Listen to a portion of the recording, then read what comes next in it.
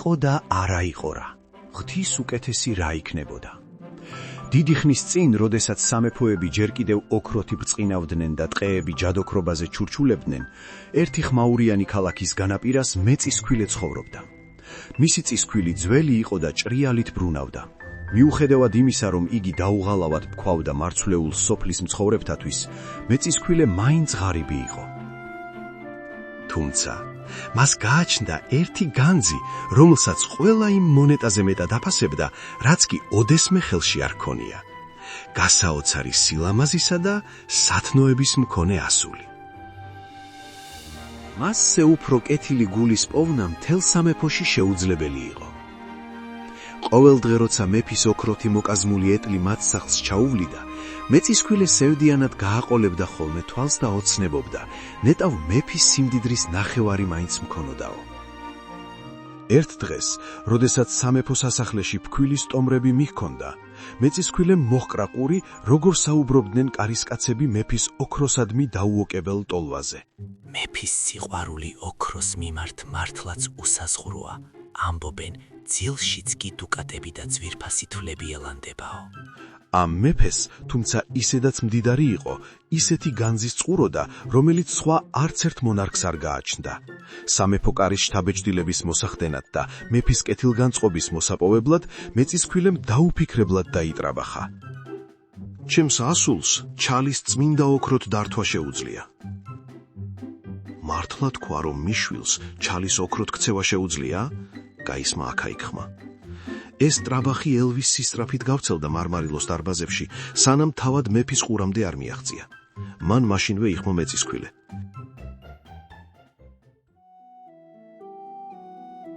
მეფის სახელით გიბრძანებთ, მოიყვანეთ ეს სასწაულმოქმედი ასული ჩემს სასახლეში ამაღამ. მეწისქვილეს გული შეუტოგდა. მან იცოდა, რომ მისი სიტყვები ფუჭი იყო, თუმცა მეფის რისხვის შიში სირცხვილზე მეტად სწვავდა. მეწისქვილე სახლისკენ მძიმე ნაბიჯებით მიდიოდა. გულში კი სინანული ღრღნიდა საკუთარი ტრაბახის გამო. მამა, მეფე რატომ მიხმობს? ეს შანსია ჩვენი ბედნიერებისთვის, შვილო, მეტი არაფერი. გოგონა თითქოს წინასწარ გრძნობდა რაღაც ცუდს. საღამოს მეწისქვილემ თავისი ასული სასახლის ჭიშკარში შეიყვანა და გულში ლოცულობდა, რომ რაიმე სასწაულს ორივე ეხსნა. იქ მეფემ იგი ოთახში შეიყვანა, რომელიც ჩალით იყო გამოტენილი. ოთახის შუაგულში მხოლოდ ერთი ჯარა იდგა. დილამდე დროს გაძლევ, თუ მამაშენის ნათქვამი მართალი გამოდგა, ცოლად მოგიყვან თუ არა და ორივე სასტიკად დაგსჯით. ეს თქვა, ოთახიდან გავიდა და კარი გარედან გადაკეტა. მარტო დარჩენილი მეწისქვილის ასული მწარე დატირდა. საბრალო მე, რა მიშველება? მან ხომ საერთოდ არ იცოდა, როგორ უნდა ექცია ჩალა ოქროთ. თვალები ცრემლებით აევსო, როცა უმწეოდ უყურებდა გამხმარ ღეროებს. არავითან ადამიანურ უნარს არ შეეძლო მისი გადარჩენა. დრო კი გადიოდა, შუაღამე დადგა. უეცრად კუთხიდან ხრინწიანი ხმა მოესმა. რატომ ტირი მშვენიერო ასულო, რა მოხდა? შემობრუნდა გოგონა და დაინახა ერთი უცნაური არსება, ტანმორჩილი კაცი, რომლის მსგავსით ცხოვრებაში არავინ ენახა. მამაჩემმა მეფეს უთხრა, ჩალისგან ოქროს დართვა შეუძლიაო. როცა მეფე გაიგებს, რომ მამაჩემმა იცრუა, არც კი ვიცი რას გვიზამს. მე შემიძლია დაგეხმარო, ოღონდ სანაცვლოდ რას მომცემ. გოგონამ მაშინვე შეწყვიტა ტირილი. თუ მართლა დამეხმარები, ყელსაბამს მოგცემ, რომელიც დედაჩემისგან დამრჩა. კეთილი, ეშმაკურად უთხრა კაცუნამ, დაჯდა ჯარასთან და მუშაობას შეუდგა. გოგონა გაოცებული უყურებდა, როგორ ტრიალებდა ჯარა და ნელ-ნელა როგორ ივსებოდა ოთახი ოქროთი. პატარა კაცი კი სიტყვის უთქმელად გაუჩინარდა, როგორც კი დილის პირველი სხივები ფანჯრებს შეეხო. მალე მეფე მოვიდა და ნანახით აღფრთოვანდა. საოცრებაა, წამოიძახა მან, მაგრამ ოქროს დანახვაზე სიხარბე უფრო მოეძაღლა. ახლა გოგონა მეორე უფრო დიდ ოთახში გადაიყვანა, რომელიც ჩალით იყო სავსე. ვნახოთ, კიდევ თუ შეძლებ ამას, უთხრა, კარი ისევ გადაკეტა და წავიდა. გოგონამ ისევ ტირილი დაიწყო. ერთხელ კი გადარჩა, მაგრამ მეორედ ვინ უშველიდა. თუმცა, შუა ღამისას კაცუნა კვლავ გამოჩნდა. ისევ ტირი? ხომ დაგეხმარე, კიდევ რა მოხდა? მეფეს კიდევ მეტი ოქრო უნდა. დილომდე ეს ჩალად ოქროთ უნდა ვაქციო, თორემ დამღუპავს. მე კვლავ დაგეხმარები. ოღონდ სანაცვლოდ რას მომცემ? გოგონამ თითიდან ბეჭედი მოიძრო და გაუწოდა. ეს ბებია ჩემის დანატოვარია. ჰო, ესეც გამოდგება, თქვა კაცუნამ და მუშაობას შეუდგა. მალე მთელი ოთახი ოქროთი გაივსო. განთიადისას კი კაცუნა თავისი მაგიის დახმარებით კვლავ გაუჩინარდა. როცა მეფემ ამხელა სიმდიდრე ნახა, მის სიხარულს საზღვარი არ ქონდა, მაგრამ მაინც მეტი უნდოდა. გოგონა მესამე ყველაზე დიდ ოთახში შეიყვანა. თუ ამ ოთახსაც ოქროთი აავსებ, ჩემი ცოლი გახდები, თქვა და კარი ჩაკეტა. მეფის ნაბიჯების ხმა ჯერ კიდევ არ იყო მიწყნარებული, რომ კაცუნა ისევ გამოჩნდა. როგორც ჩანს, ისევ გჭირდება ჩემი დახმარება. ახლა რაღაც მპირდები. მეწისქვილის ასულმა თავი ჩაღუნა. აღარაფერი გამოჩნია. კაცუნამ ჩაიღიმა. როგორ არა, თუ მეფის სურვილს შეასრულებ, ის დედოფლად დაგსვამს. მე ამ ჩალას ოქროდ ვაქცევ. ოღონდ შენს პირველ შობილ შვილს დამპირდი. შეშინებულ გოგონას სხვა გზა არ ქონდა. ვინ იცის საერთოდ მეყოლება თუ არა შვილიო, გაიფიქრა და დათანხმდა. გაიძვერა კაცუნა კი საქმეს შეუდგა. მთელი ღამე მუშაობდა, წამითაც არ გაჩერებულა. დილით კი ისევ თავისი მაგიური ძალების დახმარებით გაუჩინარდა.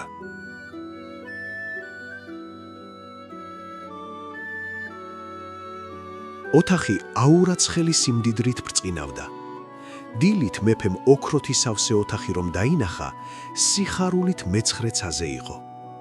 ბედნიერმა იმავე დღეს გოგონა ცოლად შეირთო და ისიც დედოფალი გახდა.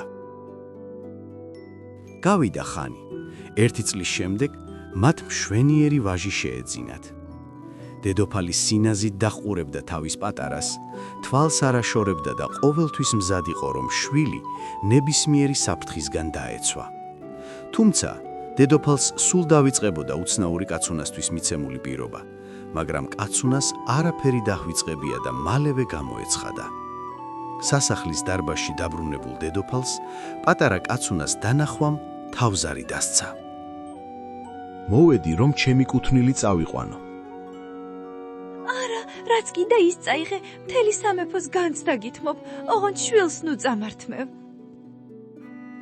კაცუნამ თავი გაიქნია. ბავშვი ჩემია, თუმცა ერთ შანსს კიდევ მოგცემ. თუ მომდევნო 3 დღის განმავლობაში ჩემს სახელს გამოიცნობ, ბავშვს შენ დაგიტოვებ. ეს თქვა და გაქრა. შეშინებული დედოფალი გონს დიდხანს ვერ მოვიდა. მთელი ღამე არ ეძინა და კაცუნას სახელზე ფიქრობდა. მეორე დილას, როცა კაცუნა მოვიდა, დედოფალმა სახელების ჩამოთვლა დაიწყო. კასპარი გქვია, მელქიორი, ბალთაზარი, იოსები? კაცუნა იცინოდა და ყოველ სახელზე თავს აქნევდა, სანამ სახელები არ გამოელია. ხვალამდე, თქვა მან და ჰაერში გაუჩინარდა. იმ საღამოს დედოფალმა შიკრიკები გაგზავნა მთელ სამეფოში, რათა ყველა არსებული სახელი შეეგროვებინათ.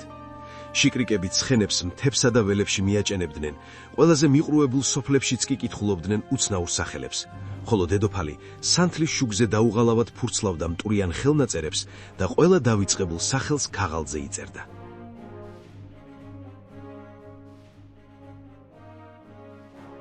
მეორე დღეს ისევ გამოჩნდა კაცუნა, მაგრამ დედოფალი ახლა უფრო მომზადებული დახვდა. ბერნარდი გქვია, ჰიაცინტი, სკულმისტრო? კაცუნა ისევ უარზე იყო და ყველა ჩამოთვლილ სახელზე გულიანად ხარხარებდა. ერთი დღეღა დაგრჩა, თქვა და ისევ გაუჩინარდა. სასოწარკვეთამ შეიპყრო დედოფალი. მთელი ღამე იხსენებდა ყველა სახელს, რაც კი ოდესმე გაეგონა.